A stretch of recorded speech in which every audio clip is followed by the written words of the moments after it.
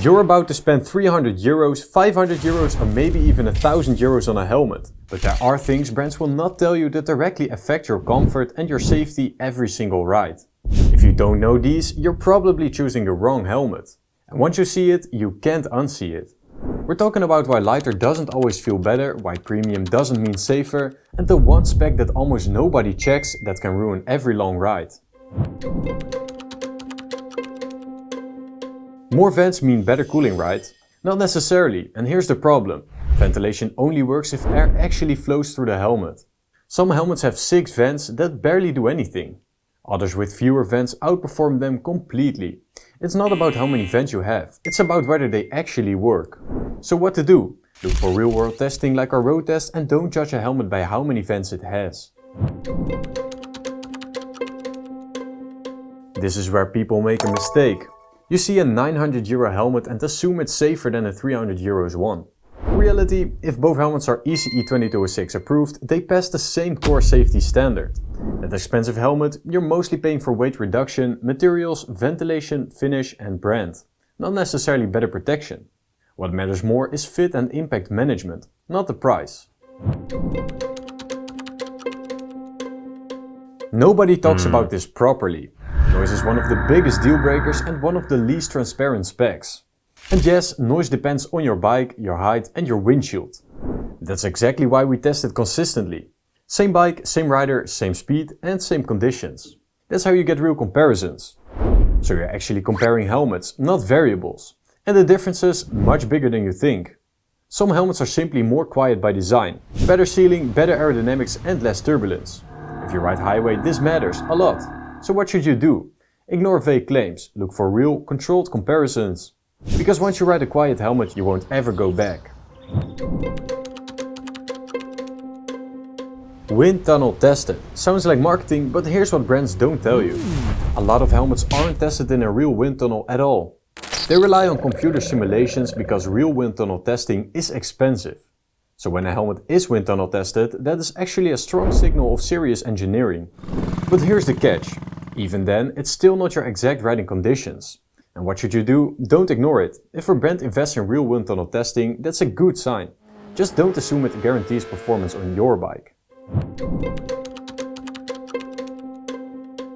This is one of the biggest hidden cost cuts. Many helmets use just 1 or 2 outer shell sizes. That means if you wear a small, you might be wearing the same shell as a large. That's why some small helmets look huge on your head. Result, bulkier helmet, worse weight distribution and less optimal protection zones.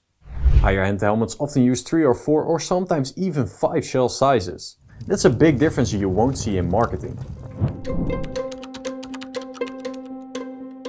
Carbon looks premium, and yes, it can reduce weight. But here's the reality. Not all carbon helmets are significantly lighter. And weight savings are sometimes minimal compared to composite shells. Sometimes you're paying hundreds extra for a look. If you go as value, carbon is not always the smartest choice. Nobody thinks about this until it annoys them every day.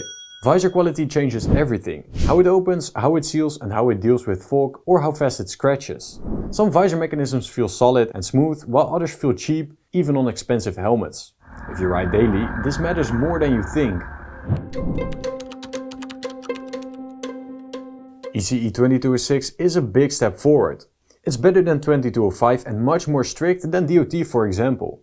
But here's what brands won't say, it's a minimum standard, not a ranking system. A helmet that barely passes and one that performs exceptionally well both get the same certification. Same label, very different performance. That's why independent testing like Sharp and real-world feedback matter. This is where people go wrong fast. You try one Arai, love it and assume all Arai helmets fit the same. Not true. Even within the brand, shapes vary. Pressure points means distraction, distraction means slower reaction and that matters on the road. So the best helmet is the one that fits your head perfectly. Here's the uncomfortable truth. At some point you hit diminishing returns.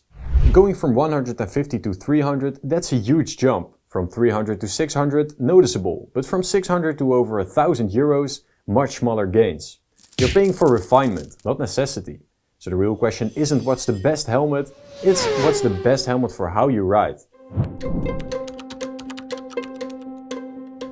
And here's one of the most things riders get wrong. Just buy an HSC or a ride and you're good. But here's the truth. You're often paying for consistency, not the best performance in every category.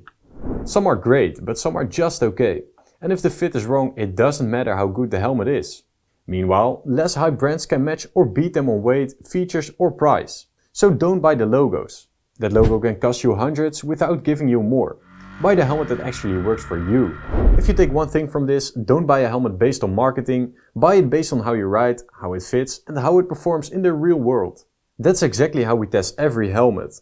And if you want honest reviews that can actually help you choose the right one, make sure you subscribe. We test helmets the way brands don't do, so you don't waste your money, and we'll see you in the next one.